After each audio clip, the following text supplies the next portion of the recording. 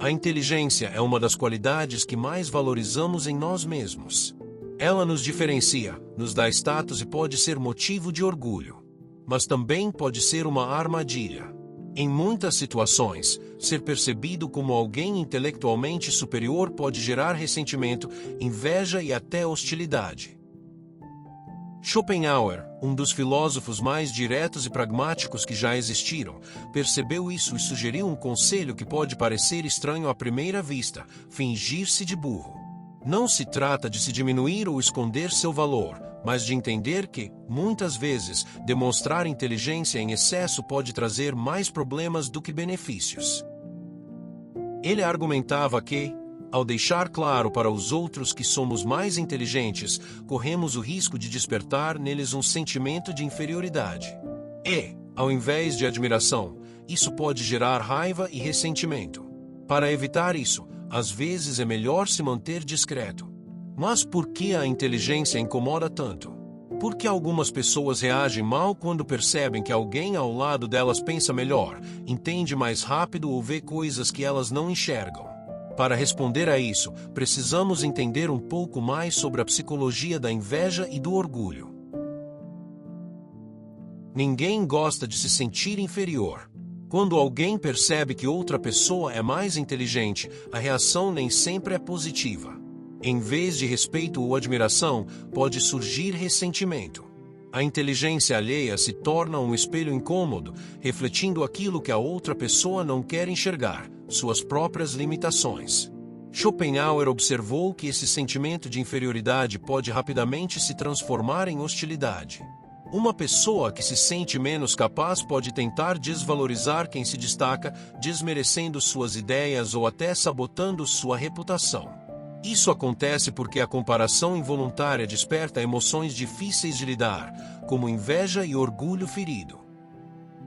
Baltasar Gracián, filósofo espanhol que também escreveu sobre estratégia social, recomendava a sabedoria da moderação.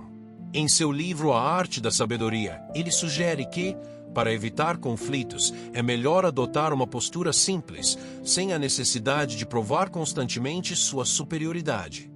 Afinal, a inteligência que se exibe demais pode ser vista como arrogância, mesmo quando essa não é a intenção.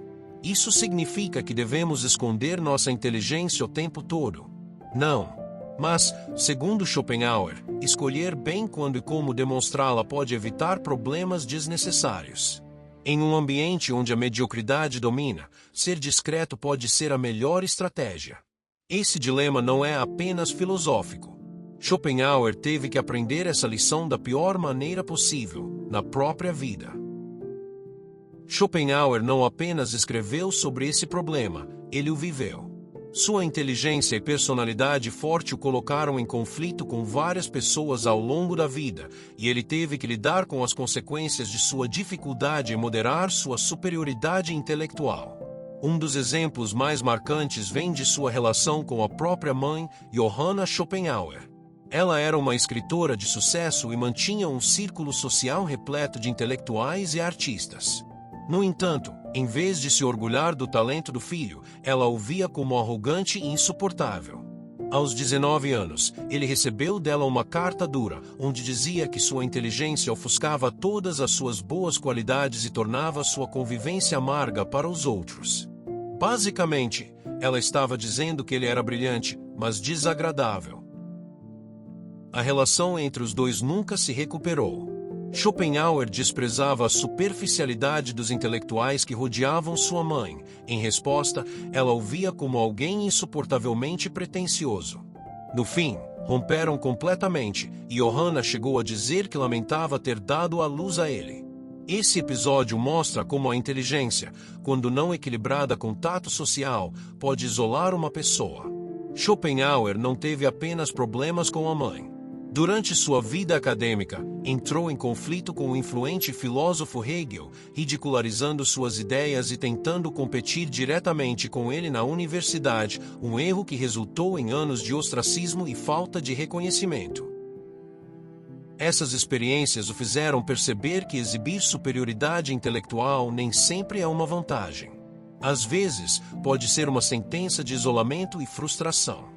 Por isso, nos seus escritos mais tardios, ele passou a recomendar que as pessoas de intelecto superior evitassem chamar atenção para si mesmas em ambientes onde a mediocridade e o ressentimento predominam.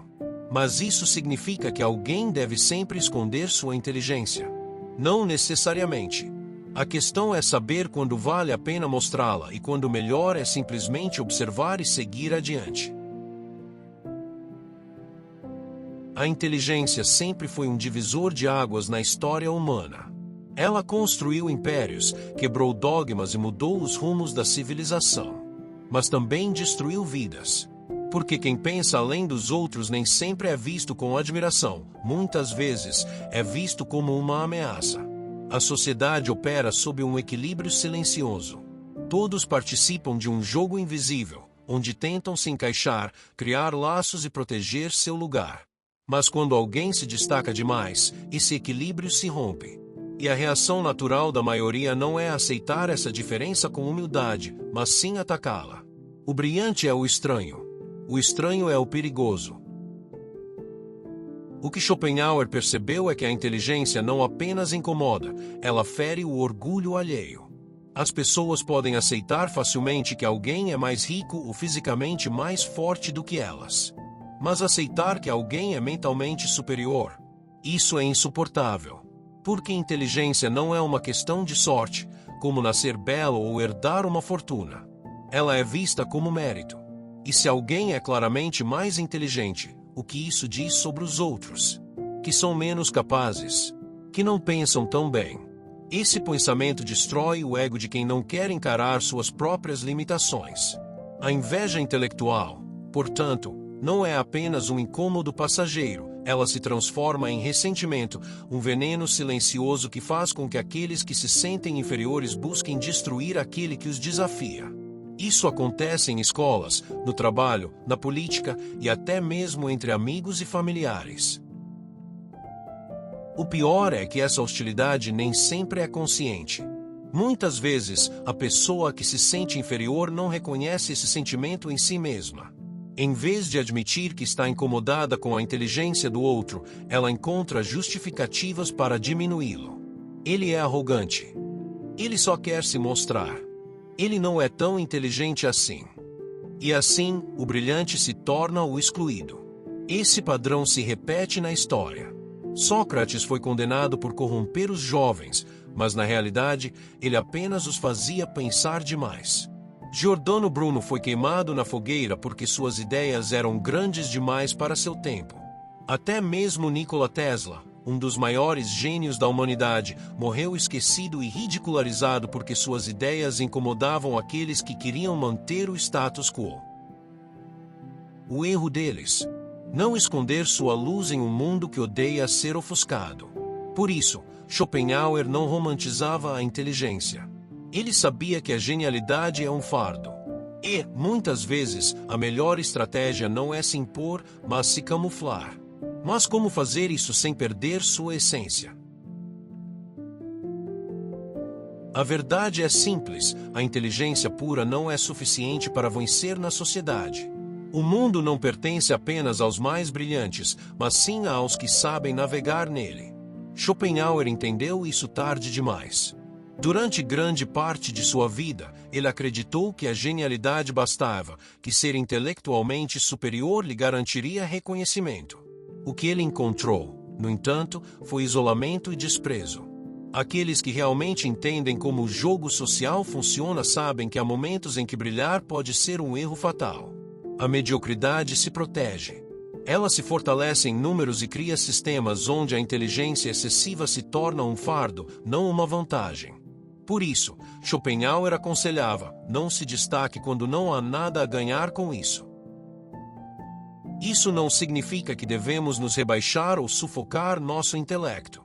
O que Schopenhauer sugere não é submissão, mas estratégia. Se você é mais inteligente que os outros, isso não precisa ser evidente o tempo todo. Saber dosar sua inteligência é uma forma de poder. E como fazer isso na prática? 1. Não dê respostas que ninguém pediu. A necessidade de corrigir os outros ou demonstrar conhecimento pode ser um erro fatal. Nem toda conversa é um debate intelectual. Muitas vezes, as pessoas não querem saber a verdade, elas querem se sentir confortáveis em suas crenças. Mostrar que estão erradas só gera resistência e antipatia. 2. Adapte-se ao ambiente.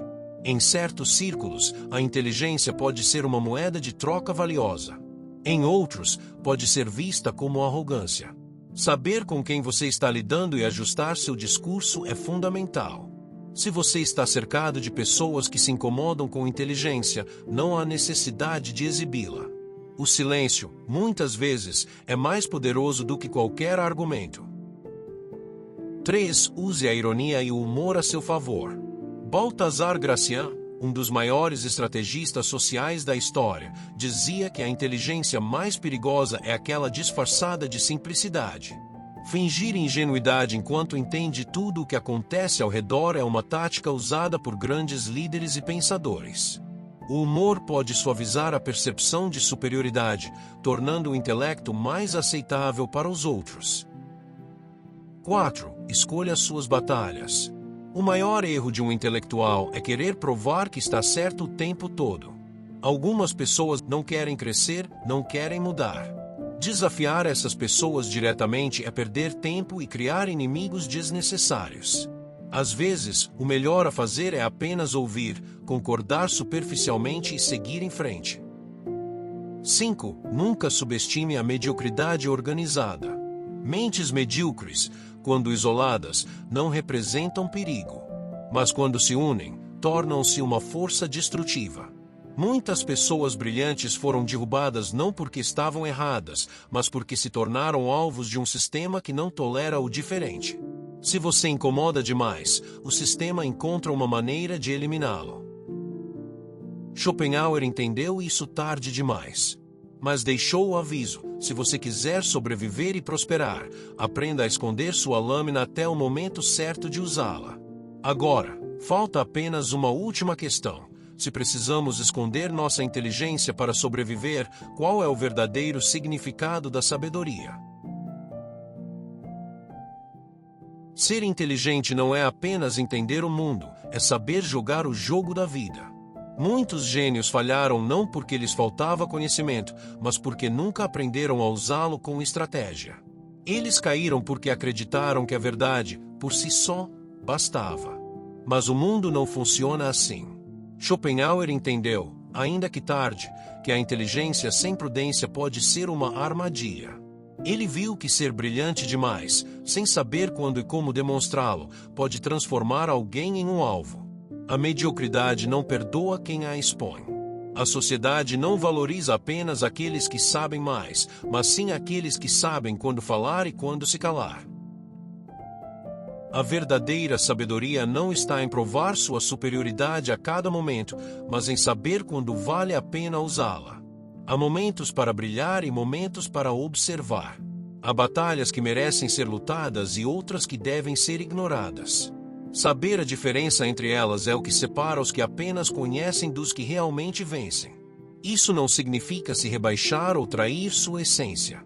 Significa entender que a inteligência não deve ser uma arma apontada para todos, mas sim uma lâmina bem afiada, usada apenas no momento certo. No fim, Schopenhauer nos deixou uma lição simples, mas essencial. Nem sempre o mais forte sobrevive, mas sim o que melhor se adapta. E se você quer ir longe, lembre-se, o silêncio do sábio vale mais do que a fala do tolo.